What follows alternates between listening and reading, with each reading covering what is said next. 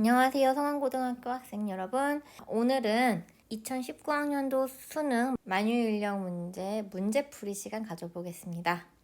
저번 시간에 지문 해설을 했었는데 이번 시간에는 문제풀이를 통해서 지문 내용을 더 정확하게 알고 이해하는 시간을 가져보도록 하겠습니다. 먼저 우리가 배웠던 지문의 중심 화제부터 알아보자면요. 이 글의 중심 화제는 서양 우주론의 정립 과정 및 중국과 서양의 우주론을 회통하려는 중국의 움직임이라고 볼 수 있겠죠.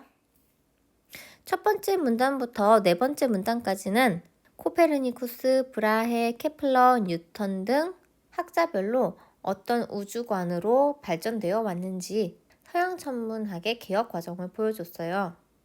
하지만 다섯 번째 문단부터 마지막 문단까지는 서양 천문학이 중국으로 유입됨에 따라서 중국과 서양의 우주론을 함께 조화롭게 묶어서 해석하려는, 회통하려는 그런 중국의 움직임에 대해서 얘기를 했죠.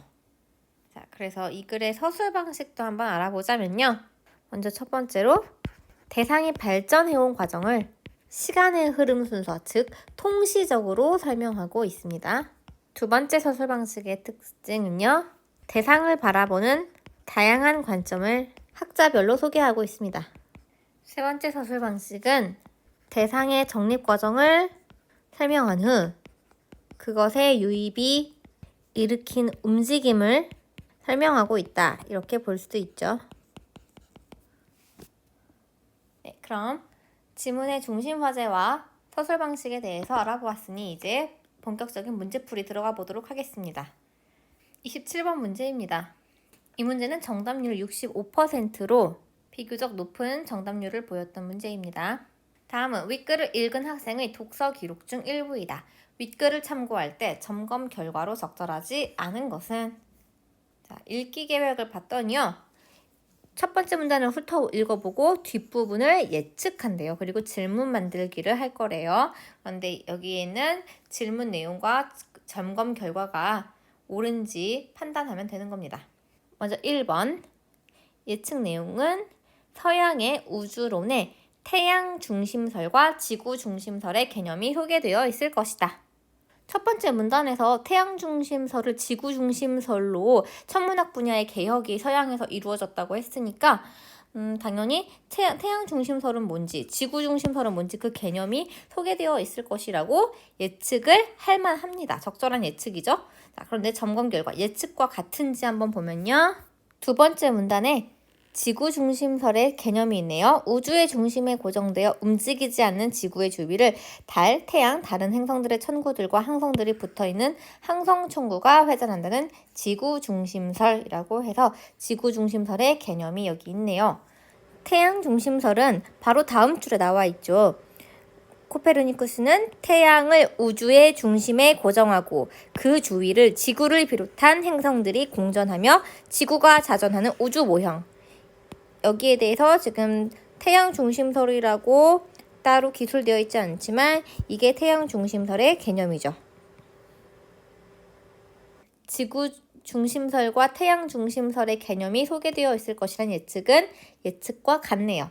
1번 적절하죠. 두 번째 예측 및 질문. 서양의 우주론의 영향으로 변화된 중국의 우주론이 소개되어 있을 것이다. 서양 과학이 중국에 어떻게 영향을 미쳤는지 다섯 번째 문단부터 잘 나와 있습니다. 중국에 본격 유입된 서양 과학은 시현력을 공식 채택함에 따라 그 위상이 구체화되었다. 이렇게 얘기했고요. 또 서양 과학에 매료된 학자들은 서양 과학과 중국 전통 사이의 적절한 관계 맺음을 통해 문제를 해결하고자 하였다라고 해서 서양 과학과 중국 전통 우주론을 회통해서 바라보려는 그런 움직임이 변화가 있었다는 것을 볼 수가 있습니다. 또 운명호와 방이지 등은 기와 빛을 결부한 광학 이론을 새롭게 만들었다고도 했고 왕석천과 매문정은 서양 과학의 영향을 받아서 경험적 추론과 수학적 계산을 통해 우주의 원리를 파악하고자 하였다라고 해서 서양 과학이 중국으로 온 후 여러 가지 변화가 있었음이 그래서 드러나고 있습니다. 그런데 점검 결과 예측과 다르다고 했습니다. 중국의 우주론이 변화된 적이 없다라는 건데요. 네, 예측과 다르지 않고 예측과 똑같았죠. 중국의 변화된 우주론이 소개가 잘 되어 있잖아요, 지문에. 그러니까 2번이 틀렸죠. 다음 3번의 예측 및 질문 내용 보겠습니다. 서양에서 태양 중심설을 제기한 사람은 누구일까? 자, 점검 결과 질문의 답이 제시되어 있다고 했는데요.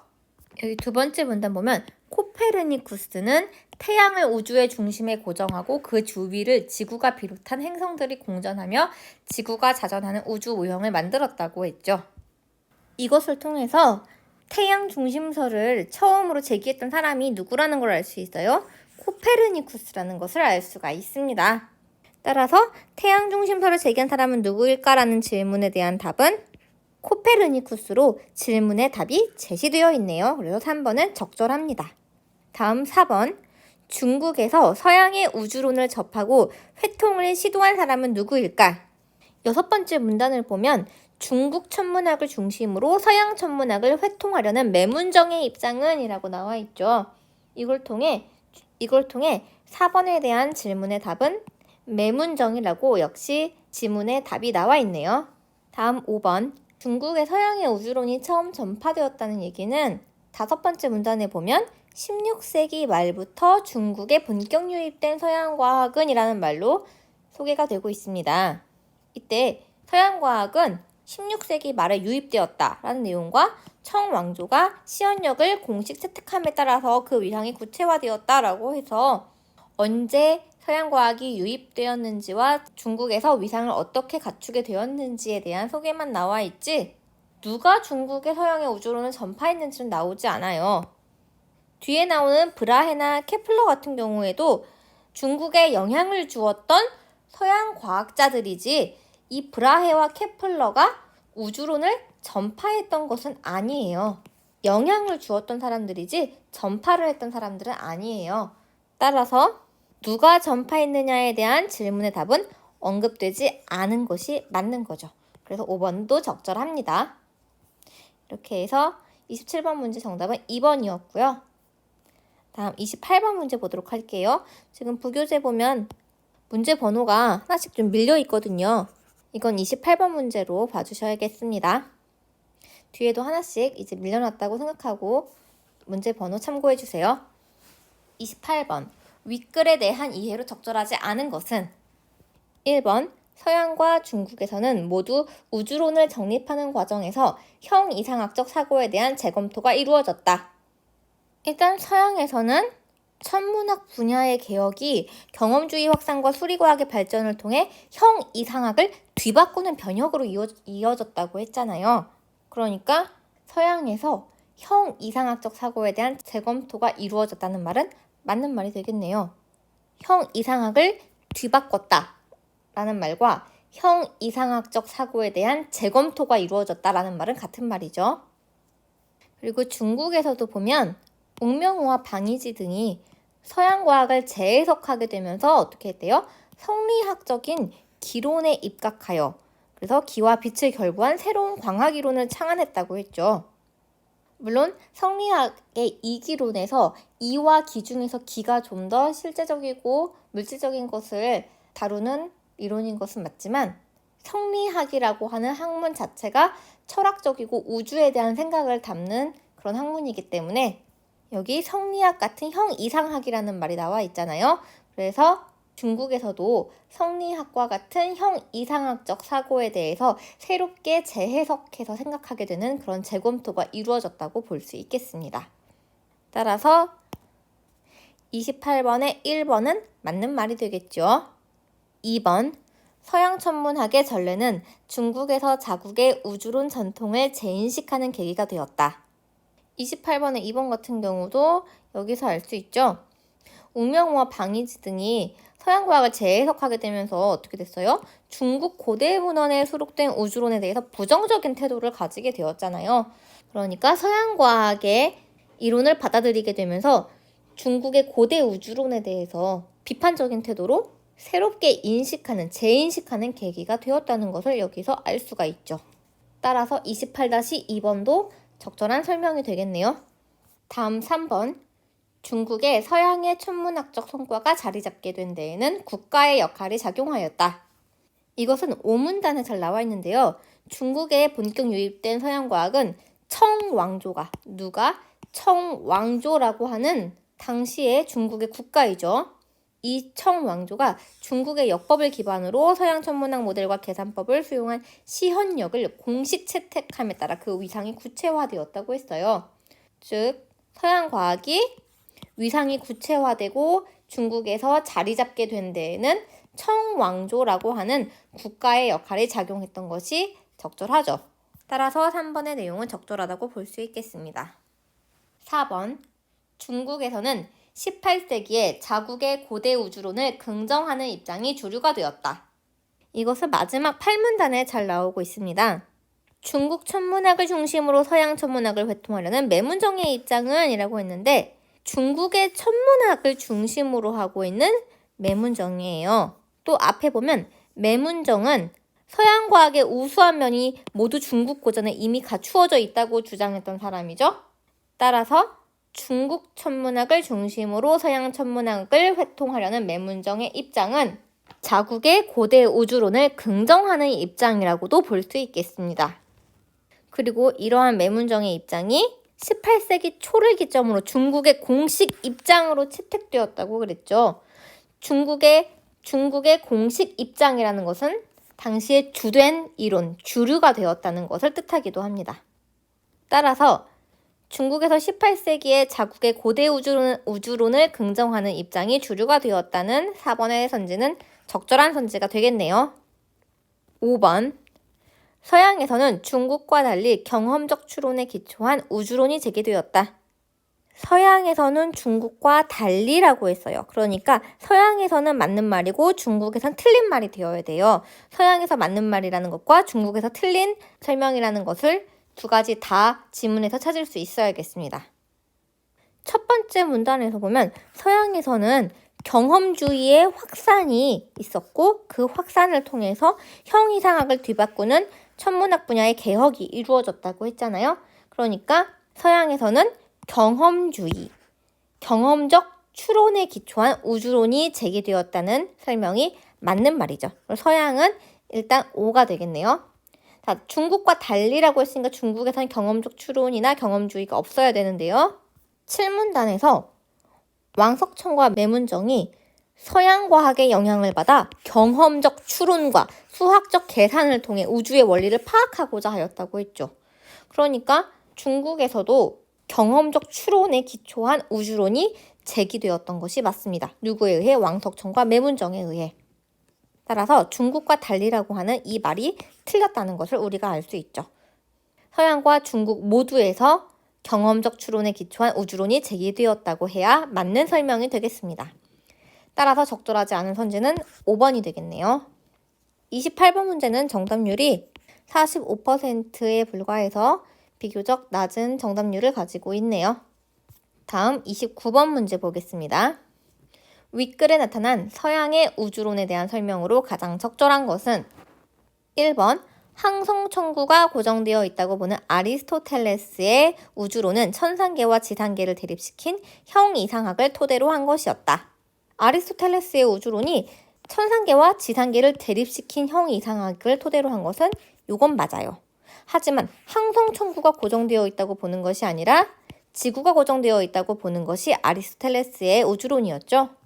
두 번째 문단에서 아리스토텔레스와 프톨레마이오스는 우주의 중심에 고정되어 움직이지 않는 지구의 주위를 다른 별이 돌고 있는 지구 중심설을 내세웠다라고 해서 아리스토텔레스가 지구가 중심이라는 이론, 항성천구가 아닌 지구가 고정되었다고 보는 이론을 가지고 있다는 것을 알 수 있습니다.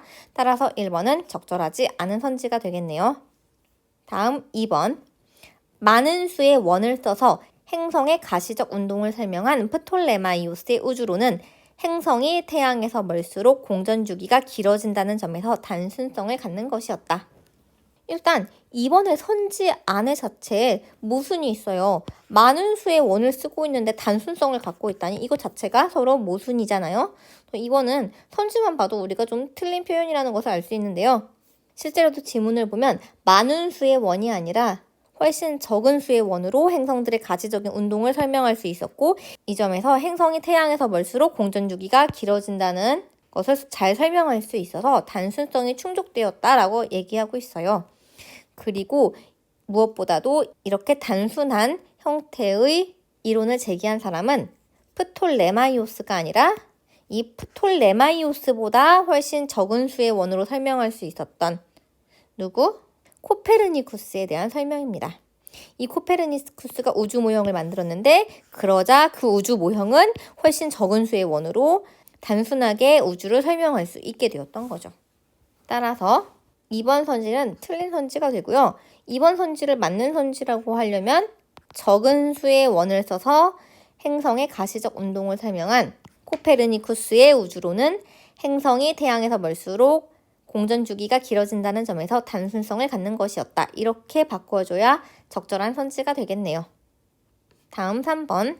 지구와 행성이 태양 주위를 공전한다는 코페르니쿠스의 우주론은 이전의 지구 중심설보다 단순할 뿐 아니라 아리스토텔레스의 형이상학과 양립이 가능한 것이었다. 태양 중심설을 제기한 코페르니쿠스의 이론은 기존의 이론보다 훨씬 단순했다는 것은 맞는 설명이에요. 우주를 명쾌하게 설명할 수 있었죠. 하지만 여기 보면 아리스토텔레스의 형이상학을 고수하는 다수 지식인들이 그의 이론, 코페르니쿠스의 이론을 받아들이려 하지 않았다고 나와 있어요. 왜냐하면 코페르니쿠스의 이론이 지상계와 천상계를 대립시키는 아리스토텔레스의 이분법적 구도를 무너뜨렸다라고 했거든요. 다시 말해 코페르니쿠스의 우주론은 아리스토텔레스의 형이상학을 무너뜨렸던 이론이지 양립 가능했던 이론이 아닌 거죠. 따라서 아리스토텔레스의 이론과 양립이 가능하다는 3번의 선지는 틀린 선지가 되겠습니다. 다음 4번. 지구가 우주 중심에 고정되어 있고 다른 행성을 거느린 태양이 지구 주위를 돈다는 브라헤의 우주론은 아리스토텔레스의 형이상학에서 자유롭지 못한 것이었다. 우리가 저번에 브라헤의 이론에 대해서 설명했을 때 브라헤는 지구도 중심이고 태양도 중심인 이론을 내세웠다고 했죠. 그래서 지구가 우주의 중심에 있고 다른 별들을 거느리고 있는 태양이 또 그 지구 주위를 돈다고 얘기했어요. 왜 브라헤가 이렇게 우주의 중심에 지구를 억지로 고정시키려고 했냐면 그는 아리스토텔레스 형이상학과의 상충을 피하고자 그렇게 지구 중심설을 내세웠던 것이죠. 그래서 브라헤는 아리스토텔레스와의 상충을 피하고자 했던 사람, 아리스토텔레스의 형이상학에서 자유롭지 못한 사람이었다는 것을 알 수가 있습니다. 상충을 피하고자 하였다, 자유롭지 못한 것이었다, 다 같은 말이죠. 따라서 4번 선지는 적절한 선지가 되고 4번이 정답이 되겠네요. 마지막 5번. 태양 주위를 공전하는 행성의 운동 법칙들을 관측치로부터 수립한 케플러의 우주론은 신플라톤주의에서 경험주의적 근거를 찾은 것이었다. 5번 선지가 적절하다고 혹하기 쉬운 그런 선지인데요. 일단 케플러가 신플라톤주의에 매료되었던 것이 사실이기 때문에 신플라톤주의의 영향을 받은 것은 사실입니다. 또 태양 주위를 공전하는 행성의 운동 법칙들을 수립했던 것도 사실이죠. 하지만 케플러가 태양 중심설을 이렇게 수립할 수 있었던 것은 브라헤의 천체 관측치를 활용하면서 거기에서부터 근거를 찾은 것이었습니다. 여기 나오죠. 케플러는 경험주의자였기 때문에 경험주의자들은 자신이 관측하고 관찰하고 경험한 것들을 토대로 근거를 찾는 사람들이 경험주의자죠. 그래서 케플러는 브라헤의 천체 관측치를 활용합니다. 그리고 그것을 근거로 해서 태양 주위를 공전하는 행성의 운동 법칙을 수립할 수 있게 되었던 것이죠. 따라서 관측치로부터 근거를 얻었던 이 케플러의 우주론은 신플라톤주의가 아니라 브라헤의 천체 관측치에서 경험주의적 근거를 찾은 것이라고 볼 수 있겠습니다. 따라서 5번도 틀린 선지가 되겠죠. 29번의 정답률은 45%로 역시 높은 정답률은 아니었어요. 많은 학생들이 5번에 함정에 빠져서 5번을 적절하다고 착각했던 경우가 많았습니다. 다음 30번 문제 볼게요. 기억에 대한 이해를 적절하지 않은 것은 기억이 뭐냐면 서양과학과 중국 전통 사이의 적절한 관계 맺음, 즉 중국에서 서양과학을 어떤 식으로 받아들이고 보았는지, 이것에 대한 설명으로 적절하지 않은 것을 고르라는 문제가 되겠네요. 먼저 1번. 중국에서 서양과학을 수용한 학자들은 자국의 지적 유산에 서양과학을 접목하려 하였다. 5문단을 보면 중국 지식인들은 서양과학이 중국의 지적 유산에 적절히 연결되지 않으면 아무리 효율적이더라도 불온한 요소로 여겼다라는 설명이 나와 있어요. 이 얘기는 중국 지식인들한테 서양과학이 중국의 지적 유산, 즉 중국이 원래 가지고 있던 우주론, 이것과 서양과학을 적절하게 연결되는 것을 매우 중요하게 생각했다는 것을 알 수가 있죠. 따라서 30-1번이 적절하다는 것을 알 수가 있어요. 또 웅명화 방이지 같은 경우 성리학이라는 중국에 원래 있던 지적 유산과 수성과 금성이 태양 주위를 회전한다는 브라해의 영향을 받은 태양계 학설을 연결시켜서 새로운 광학 이론을 만들었잖아요. 이런 것들 역시 자국의 지적 유산을 서양과학에 접목하려는 시도라고 볼 수 있겠습니다. 따라서 30-1번은 적절한 설명이 되겠죠. 다음 2번.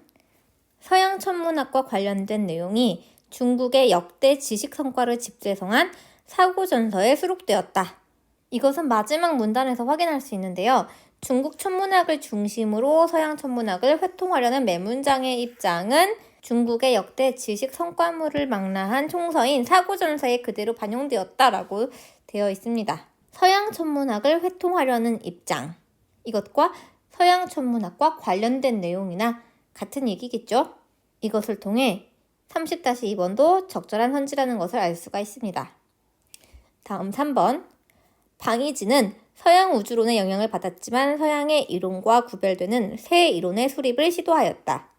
6문단을 보면 방이지는 웅명호와 함께 브라해의 영향을 받아서, 브라해는 서양의 과학자이니까 브라해의 영향을 받은 것은 서양 우주론의 영향을 받은 것이라고 볼 수 있겠죠. 하지만 그렇다고 해서 그 서양 과학을 그대로 받아들인 것이 아니라 어떻게 해요? 서양 과학을 재해석합니다. 여기서 재해석이라는 말은 그대로 받아들이지 않고 새롭게 이론을 고쳐서 만든다는 거죠. 그리고 뒤에 보면 그들이 제시한 광학 이론은 그들이 새롭게 만든 것, 창안한 것이라고 나왔어요. 그렇기 때문에 3번은 적절한 선지라고 볼 수 있겠습니다. 서양 우주론의 영향을 받은 것은 브라해의 영향을 받았다는 데서 알 수 있었고, 서양의 이론과 구별되는 새 이론은 그들이 성리학의 기이론과 결부시켜서 만든 새로운 광학 이론이 되겠지요. 다음 4번. 매문정은 중국 고대 문헌에 나타나는 천문학적 전통과 서양 과학의 수학적 방법론을 모두 활용하였다라고 했는데요. 중국 고대 문헌에 나타나는 천문학적 전통과 서양 과학의 수학적 방법론 두 개를 전부 다 찾아볼게요. 먼저 중국 고대 문헌에 나타나는 천문학적 전통, 어디서 매문정이 활용했다고 나올까요? 7문단을 보면 매문정은 고대 문헌에 언급된 하늘이 땅의 내 모퉁이를 가릴 수 없을 것이라는 증자의 말을 딸이 둥글다는 서양 이론과 연결하는 등이라는 말이 나오죠. 여기에서 고대 문헌을 매문정이 활용하고 있다는 것을 찾을 수가 있네요. 다음, 서양 과학의 수학적 방법론은 어디 나오냐면 그 위에 나오죠. 왕석천과 매문정은 서양 과학의 영향을 받아 경험적 추론과 수학적 계산을 통해 우주의 원리를 파악하고자 하였다라고 나와 있어요. 여기에서 매문정이 서양 과학의 수학적 방법론을 활용하였다는 것도 찾을 수가 있네요. 따라서 4번은 적절한 선지가 되겠습니다. 중국 고대 문헌에 나타난 천문학적 전통은 증자의 말을 서양 이론과 연결해서 서양 과학의 중국 기원론을 뒷받침하는 데 활용하였고요. 서양 과학의 수학적 방법론은 수학적 계산을 통해 우주의 원리를 파악하고자 하는 데에서 나타나고 있죠. 다음 5번. 성리학적 기론을 긍정한 학자들은 중국 고대 문헌의 우주론을 근거로 서양 우주론을 받아들여 새 이론을 창안하였다. 성리학적 기론을 긍정한 학자가 누군지부터 찾아야겠죠? 여기 6문단을 보면 성리학적 기론에 입각한 사람들이 나오네요. 그게 누구예요? 웅명호와 방이지죠. 그런데 이 웅명호와 방이지는 중국 고대 문헌에 수록된 우주론에 대해서 부정적인 태도를 견지하고 있어요. 뒤에 나오는 왕석천과 매문정은 증자의 말을 인용하면서 서양 과학이 우수한 점이 사실 중국 고대 문헌에 다 있었다 이렇게 얘기하면서 중국 고대 문헌에 수록된 내용들을 굉장히 긍정해요. 하지만 옥명호와 방희진은 어떻게 했대요? 부정적인 태도를 가지고 있었대요. 이런 그들이 중국 고대 문헌의 우주론을 근거로 서양 우주론을 받아들였다고 하면 틀린 표현이 되겠죠. 이들은 중국 고대 문헌의 우주론을 근거로 받아들이지 않았어요. 중국 고대 문헌의 우주론은 부정하였고 성리학의 기론에 입각하여 서양 우주론을 받아들였고 그렇게 해서 새로운 이론, 광학 이론을 창안하였죠. 그래서 5번이 틀렸습니다. 5번이 정답입니다. 30번의 정답률은 50% 정도였습니다. 31번은 70%의 정답률로 높은 정답률을 보이고 있습니다. 문맥상 A에서 E와 바꿔 쓴 것으로 가장 적절한 것은 A를 보면 코페르니쿠스는 천체의 운행을 단순하게 기술할 방법을 찾았는데 그 단순하게 기술하는 자신의 새로운 우주론이 일으키게 될 형이상학적 문제에는 별 관심이 없었대요. 형이상학적 문제를 일으키다. 여기서 문제를 일으킨다는 것은 발생시키다, 야기하다 이런 뜻으로 사용된 것이지 진작하다라는 뜻으로 사용된 것이 아니에요. 진작하다는 것은 떨쳐 일어나다, 떨쳐 일으키다라는 뜻으로 군사들의 사기가 더욱 진작되었다. 이럴 때 쓰는 문장입니다. 다음 B, 만들었다. 코페르니쿠스가 우주 모형을 만들었다라고 했을 때 이 만들었다는 건 연구에서 새롭게 어떤 안을 생각해냈다는 뜻이죠. 이것을 바꿔 말해서 코페르니쿠스가 새로운 우주 모형을 고안했다라고 바꿔도 같은 뜻이 됩니다. 왜냐하면 고안했다라는 뜻 역시 연구하여 새로운 안을 생각해내다 라고 만들다, 창안하다와 비슷한 뜻을 가지고 있기 때문이죠. 다음 C, 신의 형상을 지닌 인간. 인간이 신의 형상을 지니다 라고 했을 때 이 지니다 라는 건 본래의 모양을 그대로 간직했다는 뜻이죠. 인간이 신의 형상을 그대로 간직하고 있다는 뜻입니다. 그런데 3번에 나온 소지하다라는 건 내가 어떤 물건을 소유하여 지니고 있다는 뜻이에요. 인간이 신의 모양을 소지했다. 이렇게 하면 어색한 표현이 되죠. 따라서 3번은 적절하지 않네요. D를 보면 중국 지식인들은 서양 과학이 중국의 지적 유산에 적절하게 연결되지 않으면 불온한 요소로 여겼다라고 했어요. 무엇으로 여기다. 여기서 여기다라는 건 마음속으로 그러하다고 인정하고 생각했다라는 의미예요. 그렇기 때문에 여기서 이 여기다라는 표현을 바꿔 쓸 만한 단어는 간주했다가 적절합니다. 불온한 요소로 간주했다. 이렇게 하면 적절한 교체가 되겠죠. 하지만 4를 보면 설정했다라고 나오는데 여기서 설정한 건 어떤 것을 그러하다고 여기다라는 뜻이 아니라 새로 만들어 정해두다라는 뜻이 되겠습니다. 그래서 4번은 적절하지 않죠. 다음 2. 서양 과학의 우수한 면은 모두 중국 고전에 이미 갖추어져 있던 것인데 여기에서 갖추어지다라는 것은 있어야 할 것을 가지거나 차리다라는 의미로 사용되었습니다. 그런데 5번을 보면 시사되어라고 바꿔 써져 있죠.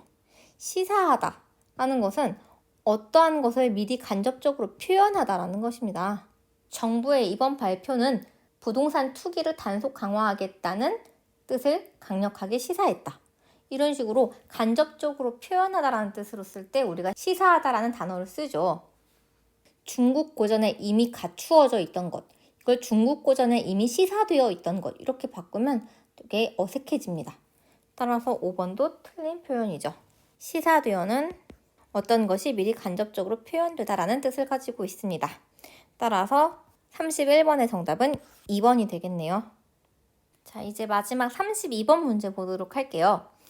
이 문제는 아주 난이도가 높은 문제로 정답률이 겨우 18%밖에 되지 않았던 문제에 속합니다. 어려운 문제지만 한번 열심히 같이 보도록 할게요. 보기를 참고할 때 A에 대한 이해로 적절하지 않은 것은 A가 뭐냐면 뉴턴의 만류인력 가설에 대한 설명들입니다. 어제 배웠었죠. 만류인력이 뭐냐면 두 질점이 서로 당기는 힘이고 만류인력의 크기는 두 질점의 질량의 곱에 비례하고 거리에 반비례한다라는 것. 천체 밖 어떤 질점을 당기는 만류인력은 그 천체를 잘게 나눈 부피 요소들 각각이 그 천체 밖 어떤 질점을 당기는 만류 인력을 모두 더하여 구할 수 있다는 것.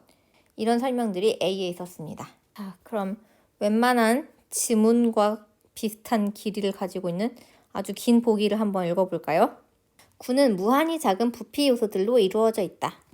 구가 무한히 작은 부피 요소들로 이루어져 있다는 건 여기 보기에 있는 그림처럼 이렇게 부피 요소 점들 하나하나로 아주 무한하게 이루어져 있다는 거죠. 그 부피 요소들이 빈틈없이 한 겹으로 배열되어 구 껍질을 이루고 부피 요소들이 이렇게 모여서 한 겹으로 배열된 것이 구 껍질이래요. 그리고 그런 구 껍질들이 구의 중심 O 주위에 반지름을 달리하며 양파처럼 겹겹이 쌓여 구를 이룬다. 부피 요소들 한 겹 한 겹이 이렇게 모여서 양파처럼 겹겹이 싸면 구를 이룰 수가 있대요. 이때 부피 요소는 그것의 부피와 밀도를 곱한 값을 질량으로 갖는 질점으로 볼 수 있다. 이 말에서 무엇을 알 수 있냐면 부피 요소는 질점이구나. 구를 이루고 있는 무한히 작은 요소들이 바로 질점이구나. 그리고 이 질점은 그것의 부피와 밀도를 곱한 값을 질량으로 갖고 있구나라는 것을 알 수가 있습니다. 다음 1. 같은 밀도의 부피 요소들이 하나의 구 껍질을 구성하면 이 부피 요소들이 구 외부의 질점 P를 당기는 만류 인력들의 총합은 어떤 구를 이루고 있는 부피 요소들 하나하나가 전부 다 같은 밀도를 가지고 있대요. 그리고 이 부피 요소들이 구 외부의 질점 P를 잡아당기는데요. 이때 이 부피 요소들 하나하나가 P를 잡아당기는 모든 만류 인력의 총합은 그 구껍질들의 동일한 질량을 갖는 질점이 그 구껍질의 중심 O에서 P를 당기는 만류 인력과 같다. 이 말은 이렇게 양파처럼 배열을 이루고 있는 하나의 구껍질을 이루고 있는 무한히 많은 부피 요소들이 있을 거 아니에요. 근데 이 많은 부피 요소들 하나하나가 외부에 있는 질점 P를 잡아당기는 이 모든 힘들의 총합은요. 이 부피 요소들을 전부 다 모아놓은 게 요 구껍질이잖아요. 요 구껍질과 똑같은 질량을 가지고 있는 질점이 구껍질의 중심 요 O에서 P를 잡아당기는 것과 똑같다라고 얘기를 합니다. 이 구껍질 하나를 이루고 있는 부피 요소가 예를 들어 100개라고 해봐요. 사실은 더 무한히 많지만 100개라고 해볼게요. 그리고 그 부피 요소들 하나의 질량은 각각 1이에요. 그랬을 때 이 부피 요소들 하나하나가 질점 P를 잡아당기는 힘을 전부 다 더한 것은 부피 요소들 100개를 합친 구껍질이면 총 100만큼의 질량이 있겠죠? 그럼 그 100만큼의 질량에 나가는 질점 P 하나를 여기 중심 O에다가 놓고 그 질점 하나가 얘를 끌어당기는 거죠. 그러니까 100개가 P를 잡아당기는 거나 100이라는 질량을 갖고 있는 질점 하나가 P를 잡아당기는 거나 똑같은 힘을 가지고 있다는 얘기입니다. 그게 1에서 하고 있는 얘기였어요. 다음 2번 읽어볼게요. 1에서의 구껍질들이 구를 구성할 때 그 동심의 구껍질들이 P를 당기는 만류 인력들의 총합은 그 구와 동일한 질량을 갖는 질점이 그 구의 중심 O에서 P를 당기는 만류 인력과 같다. 아까는 구껍질을 이루고 있는 모든 부피 요소들 하나하나가 P를 잡아당기는 힘을 더한 게 구껍질 전체의 질량과 똑같은 질점 하나가 O에서 P를 당기는 힘과 똑같다고 했어요. 이번엔 뭐라고 했냐면요. 여기 구껍질들이 엄청 많잖아요. 요 구껍질 하나가 P를 잡아당기는 만류 인력들 그 각각을 더한 총합이 이 구 전체의 질량과 똑같은 질량을 가지고 있는 질점 하나가 그 구의 중심 O에서 P를 잡아당기는 거랑 똑같대요. 이번에선 뭐라고 얘기하고 있냐면 이 구껍질 하나가 전부 다 P를 잡아당기는 그런 힘이 있을 때 이 잡아당기는 힘들을 다 더한 총합이 요 구 전체의 질량이랑 똑같은, 그러니까 한마디로 구 껍질들의 모든 질량을 다 합쳐놓은 그런 질량과 똑같은 질점 하나가 중심 O에서 P를 잡아당기는 힘하고 똑같다라고 얘기를 하고 있습니다. 그러니까 질량만 똑같으면은 여러 개 100개로 쪼개져서 잡아당기든 10개로 쪼개져서 잡아당기든 아니면 하나로 모아져서 잡아당기든 똑같은 만류인력을 가지고 있다는 얘기를 하고 있는 겁니다. 그래서 1, 2에 의하면 밀도가 균질하거나 구 대칭인 구를 구성하는 부피 요소들이 P를 당기는 만류인력들의 총합은 그 구와 동일한 질량을 갖는 질점이 그 구의 중심 O에서 P를 당기는 만류인력과 같다. 1에서는 부피 요소들 각각의 잡아당기는 만류인력의 힘 총합은 그 부피 요소들 모두를 더한 구껍질 하나의 질량과 똑같은 질점이 잡아당기는 힘이랑 같다고 했어요. 2에서는 구껍질 각각의 잡아당기는 힘의 총합이 그 구껍질들이 이루고 있는 구 하나의 질량과 같은 질량을 갖고 있는 질점이 당기는 힘이 똑같다고 했어요. 그러니 1과 2를 종합해서 보게 되면 구를 이루고 있는 모든 부피 요소들 각각의 잡아당기는 힘의 총합은 그 구 하나의 질량과 똑같은 질량을 갖고 있는 질점이 잡아당기는 힘과 만류인력의 크기가 똑같다고 볼 수 있겠습니다. 자, 이렇게 보기 내용을 이해해 보았으니 이제 선지 하나하나가 맞는지 알아볼게요. 1번, 밀도가 균질한 하나의 행성을 구성하는 동심의 구껍질들이 같은 두께일 때 하나의 구껍질이 태양을 당기는 만류인력은 그 구껍질의 반지름이 클수록 커지겠군. 1번은 이런 내용이에요. 어떤 하나의 행성이 있대요. 그리고 그 행성은 동심, 똑같은 중심을 가지고 있는 구껍질들이 동일한 밀도로 있습니다. 이때 이 구껍질 하나하나가 태양을 잡아당기는 힘이 각각 있을 거 아니에요? 그랬을 때 반지름이 큰 이걸 파란색 구껍질을 A라고 하고 이 빨간색을 B, 이 분홍색을 C, 초록색을 D, 회색을 E라고 했을 때 E가 태양을 잡아당기는 만류인력보다는 반지름이 좀 더 큰 D가 더 태양을 많이 잡아당기고 이 D보다는 또 반지름이 큰 C가 더 잘 잡아당기고 이 C보다는 반지름이 큰 B가 더 태양을 크게 잡아당긴다. 이런 얘기입니다. 그럴까요? A를 보면 만류인력의 크기는 두 질점의 질량의 곱에 비례하고 거리의 제곱에 반비례한다고 했어요. 그리고 보기를 보면 질량은 부피와 밀도를 곱한 값이라고 했습니다. 만류인력의 크기가 질량이 커질수록 비례하는데 이 질량은 부피와 밀도를 곱한 값이래요. 그런데 A, B, C, D, E라는 이 구껍질이 전부 다 같은 밀도를 가지고 있다면 당연히 반지름이 큰 구껍질일수록 부피도 크겠죠. 반지름이 커지면 부피도 커지니까요. 따라서 부피가 더 큰 구껍질이 만류인력이 더 크다라고 얘기하는 1번의 선지는 적절한 선지가 되겠습니다. 여기서 반지름 대신에 만약에 부피라고 적는다고 하더라도 이 선지는 맞는 선지가 되겠죠. 다음 2번. 태양의 중심에 있는 질량이 m인 질점이 지구 전체를 당기는 만류인력은 지구의 중심에 있는 질량이 m인 질점이 태양 전체를 당기는 만류인력과 크기가 같겠군. 2번 선지는 무슨 말이냐면요.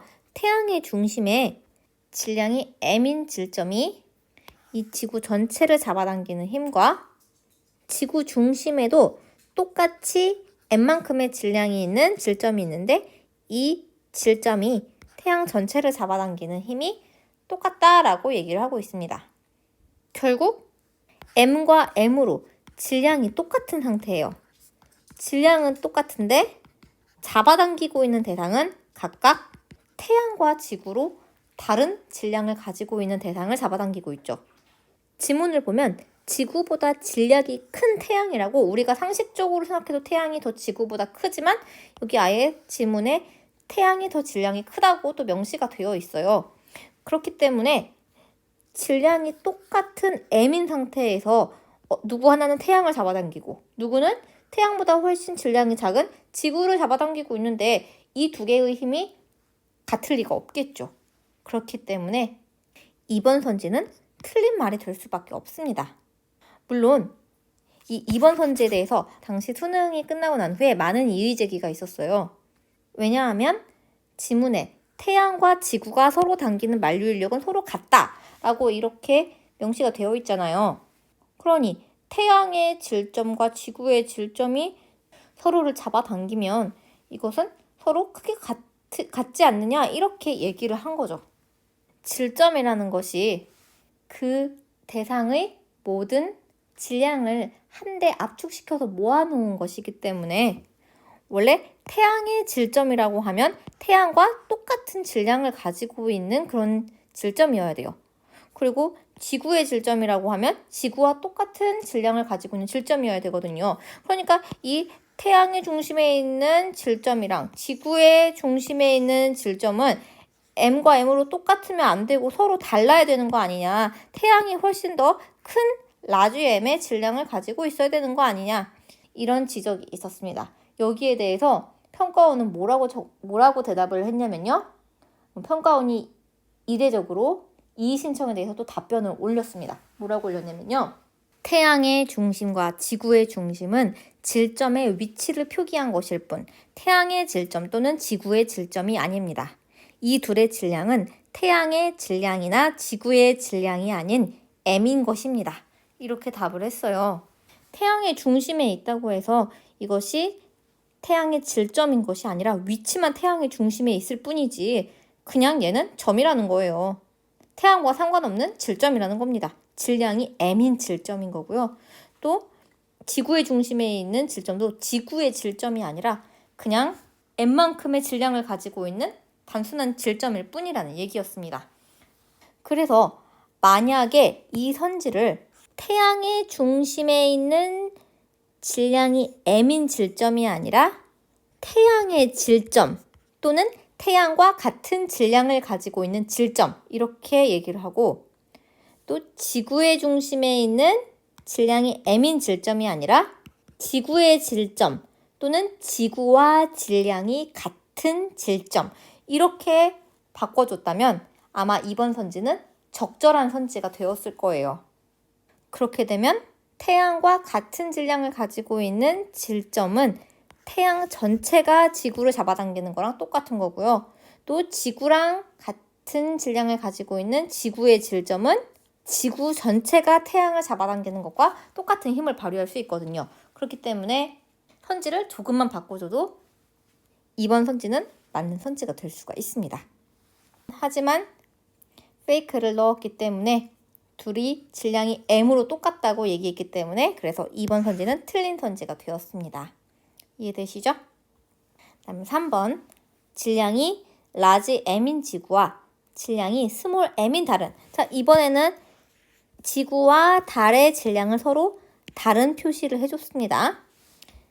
둘의 중심 사이의 거리만큼 떨어져 있으면서 질량이 라지 M, 스몰 m인 두 질점 사이의 만류인력과 동일한 크기의 힘으로 서로 당기겠군. 이 얘기는 지구와 달이 있을 때 지구와 달이 서로를 잡아당기는 만류인력의 힘은 지구와 똑같은 질량을 가지고 있는 질량이 라지 m인 질점과 달과 똑같은 질량을 가지고 있는 질량이 스몰 m인 질점이 지구와 달과 같은 거리만큼 떨어져 있으면서 서로를 잡아당기게 되면 이 두 가지 힘은 서로 똑같다라는 얘기를 하고 있습니다. 지구의 모든 질량을 질점 하나에다가 모아놓고 달의 모든 질량을 또 질점 하나에 모아둔 다음에 같은 거리에서 서로 잡아당기게 되면 그 크기가 똑같을 수밖에 없겠죠. 만약에 이 둘 사이의 거리가 더 멀어지거나 더 가까워진다면 아무리 질량이 똑같다고 하더라도 서로 만류인력은 달라지겠지만 만약 거리도 똑같은데 질량도 똑같다. 그러면 만류인력의 크기가 달라질 이유가 전혀 없습니다. 그렇기 때문에 3번은 적절한 선지가 되겠습니다.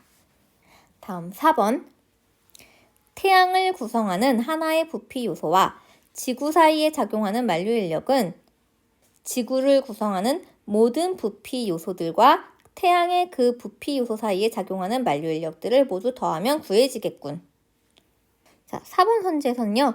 태양을 구성하는 부피 요소 한 개가 딱 있대요. 뭐 여기에 있든 여기에 있든 여기에 있든 아무튼 어딘가 하나에 태양의 부피 요소 하나가 있어요. 그리고 지구가 있습니다.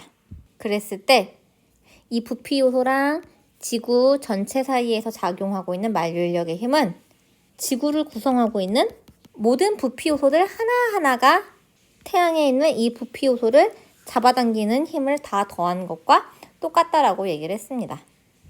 이것은 우리가 앞서 보기에서 설명했을 때 부피 요소들 각각의 잡아당기는 힘을 더한 총합은 그 부피 요소가 이루고 있는 구 하나의 질량과 같은 질점에 당기는 힘과 똑같다고 얘기했잖아요. 그리고 구 하나의 질량과 똑같은 질점은 구 전체가 잡아당기는 힘과도 똑같아요. 그러니 지구의 모든 부피 요소들이 태양을 잡아당기고 있는 각각의 힘을 더한 것과 지구 전체 또는 지구와 같은 질량을 갖고 있는 질점 하나가 부피 요소 한 개를 잡아당기는 것은 똑같은 힘을 가지고 있다고 볼 수 있겠습니다. 부피 요소와 지구 전체 사이 잡아당기는 힘, 그리고 지구를 구성하는 모든 부피 요소와 태양의 그 부피 요소 하나가 잡아당기는 힘, 이것은 똑같다고 볼 수 있겠죠. 그래서 4번도 적절한 선지이고요. 마지막 5번. 반지름이 R, 질량이 라지 M인 지구와 지구 표면에서 높이 h의 중심이 있는 질량이 스몰 m인 구슬 사이의 만류 인력은 r 플러스 h의 거리만큼 떨어져 있으면서 질량이 라지 m, 스몰 m인 두 질점 사이의 만류 인력과 크기가 같겠군. 5번 선지는 이런 내용이죠. 반지름이 라지 r이고 질량이 라지 m인 지구가 있고, 그리고 이 지구의 표면에서 높이가 h만큼 떨어져 있는 곳에 중심이 있는 질량이 스몰 m인 구슬이 있어요. 그랬을 때 이 지구와 구슬 사이에 작용하고 있는 만류 인력의 크기는 질량이 라지 m, 스몰 m이고, 그리고 이 둘 사이의 거리가 r 플러스 h만큼의 거리로 떨어져 있는 두 질점 사이의 만류 인력의 크기와 똑같다라고 얘기를 하고 있는데, 지구와 똑같이 라지 m만큼의 질량을 가지고 있는 질점 A와 구슬의 질량과 똑같이 스몰 m만큼의 질량이 있는 질점 B가 있을 때 그 A와 B 사이에서 작용하고 있는 만류 인력은 거리가 똑같이 이렇게 R 플러스 H로 똑같고 질량도 이렇게 똑같다면 만류 인력의 크기가 다를 이유가 전혀 없겠죠. 그런데 만약에 이 둘의 질량이 지구나 구슬 어느 것 한 개하고라도 달랐거나, 또는 거리가 R 플러스 H가 아니라 그냥 H이거나, 또는 2H거나 뭐 3H거나 이런 식으로 거리가 달랐다면은 5번 선지는 틀린 선지가 되겠죠. 5번은 그래서 맞는 선지가 되고, 그래서 32번 문제의 정답은 2번이 되겠습니다. 네, 다들 어려운 내용인데 잘 수업을 들어줘서 너무 고맙고요. 질문이 있는 사람들은 모두들 줌 수업 때 선생님들에게 적극적으로 질문해주면 좋겠습니다. 꼭 이해하고 넘어갈 수 있도록 복습 여러 번 해주세요. 모두들 안녕.